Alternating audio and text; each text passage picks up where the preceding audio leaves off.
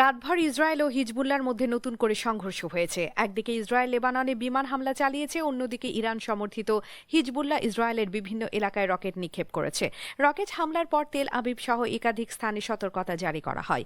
Iran যুক্তরাষ্ট্র যুদ্ধবিরতি চুক্তির আওতায় লেবানন পড়বে কিনা এই প্রশ্নকে ঘিরে পাকিস্তানে নির্ধারিত শান্তি আলোচনার আগে পরিস্থিতি আরও জটিল হয়ে উঠছে। ইসরায়েলের প্রতিরক্ষা বাহিনী IDF জানিয়েছে রাতভর তাদের বিমান বাহিনী লেবাননে হিজবুল্লাহ রকেট নিক্ষেপের স্থানগুলোতে হামলা চালিয়েছে।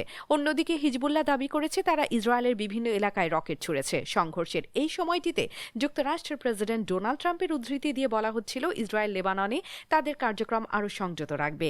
অনেক বিশ্লেষকের মতে এই মন্তব্যের মাধ্যমে ট্রাম্প ইসরায়েলের প্রধানমন্ত্রী বেঞ্জামিন নেতানিয়াহুকে সংযম প্রদর্শনের আহ্বান জানিয়েছেন।